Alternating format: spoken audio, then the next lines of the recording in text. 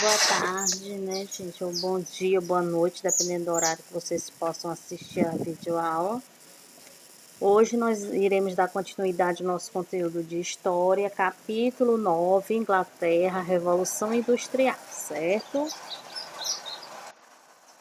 Revolução Industrial, vocês têm aí uma imagem, né, todo esse processo. Vamos iniciar da Revolução Industrial na Inglaterra, certo? Temos aí em destaque a disponibilidade de capital, existência de matérias-primas, existência de mão de obra, existência de mercados consumidores. Da disponibilidade de capital, nós vamos falar durante a Idade Moderna, os ingleses acumularam capital através de saque, tráfico negreiro, pirataria e exploração de colônias. Da existência de matérias-primas, havia grande quantidade de carvão e ferro em seu território e, após se tornar um poderoso império, também em suas colônias, que passaram a fornecer algodão. Da existência da mão de obra, cercamentos, desde o século XVI, liberou mão de obra para as fábricas. Da existência de mercados consumidores, o aumento da população inglesa e o vasto império do século XIX constituíram importantes mercados consumidores. Isso tudo o quê? Do início da Revolução Francesa na Inglaterra, certo? Também tivemos em destaque como a Inglaterra não tinha colônias tão lucrativas quanto Portugal e Espanha, muito cedo se firmou a convicção de que o apoio ao setor manufatureiro era fundamental para a economia. A forma de governo também colaborou, poderio naval do século XVIII e XIX, a Inglaterra era a rainha dos mares, como conhecida, Também teve a importante meio de transporte, parlamentarismo, Revolução Gloriosa, se destacou em 1688 e também se destacou os burgueses, no centro do Estado, o que era igual a favor de seus interesses. As fases da Revolução vocês vão encontrar também no livro didático de vocês, tá bom? Só que no livro de vocês não tem primeira fase. Tem primeiro momento, segundo momento e terceiro momento, ok? Nesse primeiro momento, que é a primeira fase, de 1760 a 1820, realizada principalmente na Inglaterra, temos caracterizado pelo desenvolvimento do capitalismo liberal. Também temos em destaque livre concorrência baseada na liberdade de comércio e de produção. Temos em destaque a indústria têxtil mais desenvolvida e mecanizada.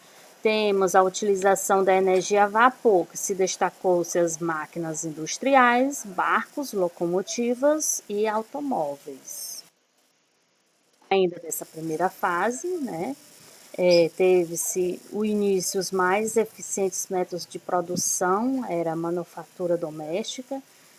Os burgueses contratavam os tecelões independentes para produzir os tecidos. E a partir do século XVIII, o que aconteceu? A invenção das máquinas de tecer automáticas permitiu uma mudança radical no processo. Também tivemos os burgueses passaram a adquirir esses equipamentos mais eficientes, criando indústrias e arrasando por meio de concorrência a produção doméstica,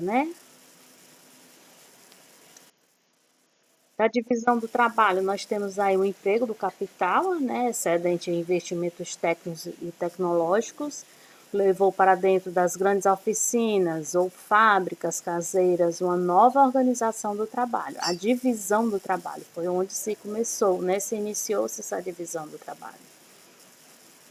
E essa divisão do trabalho possibilitou um aumento considerável de produtividade, assim concorrendo para o desaparecimento do artesanato cooperativo e o sistema de trabalho do período feudal.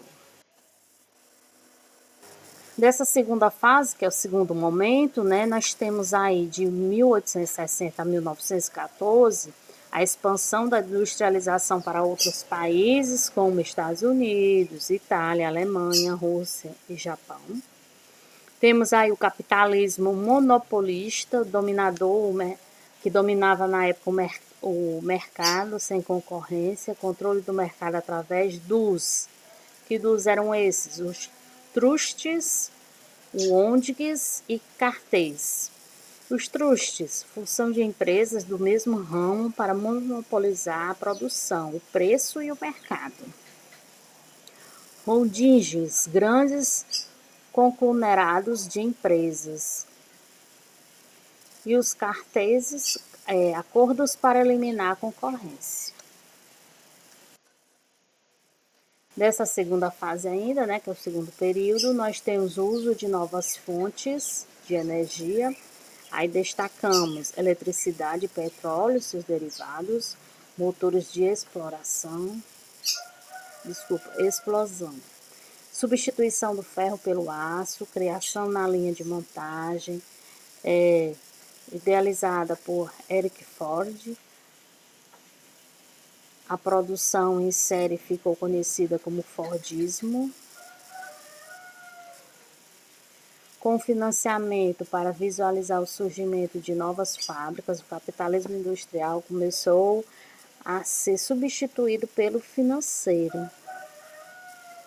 Os bancos passaram a se tornar mais poderosos que os industriais e o desenvolvimento da política imperialista dos países europeus. Tudo isso foram momentos da segunda fase. Nós temos a terceira revolução industrial a partir de 1960, né?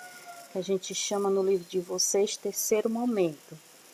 Que se destacou-se o quê? O aparecimento de gigantescos complexos multinacionais, informatização que substituiu a mão de obra humana, eliminação de postos de trabalho, surgimento de polos tecnológicos e de empresas como a Microsoft e Apple. No Japão surgiu o toitismo em oposição ao Fordismo. Em vez de produzir em grandes séries de um mesmo modelo, ele visa a fabricação de séries menores de uma variedade maior de modelos de produtos. Do cotidiano dos trabalhadores no início da Revolução Industrial, nós destacamos as jornadas de trabalho de 12 a 16 horas definida pelo patrão, salários baixos, trabalho infantil e feminino com salário mais baixos, fábricas com péssimas condições, tanto na questão de higiene quanto de segurança, né?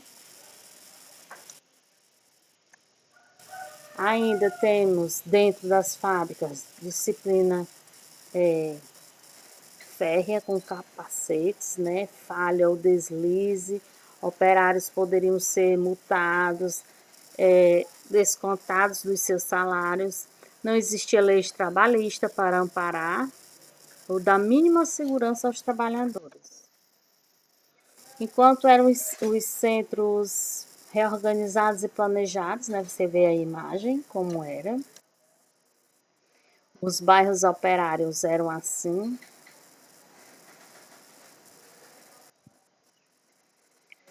Para fugir da realidade que o operário não conseguia se adaptar, aumentava na sociedade o que?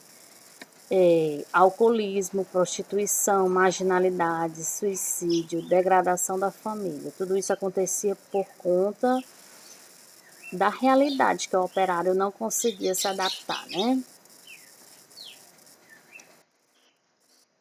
Os protestos.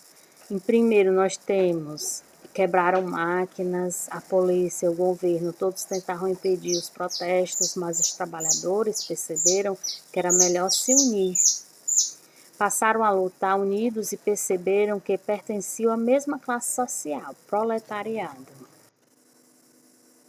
Dos primeiros movimentos, nós temos aí em destaque ludita ou lodismo, movimentos cartistas e trate uniões, associações sindicais, né, que reuniam os trabalhadores por atividade, buscavam negociar com o patrão e forma de defesa, que eram o quê? As greves, né? As mudanças promovidas pela industrialização, nós temos aí em destaque o aumento da produção, aumento na urbanização, aumento na divisão do trabalho, nova configuração social, surgimento de novas ideologias, afirmação da economia capitalista, falência de inúmeras oficinas artesanais. Finalizamos a nossa aula olhando aí, fazendo a reflexão sobre essa imagem, né, do Charlie Chaplin, sobre essa roda da máquina, certo?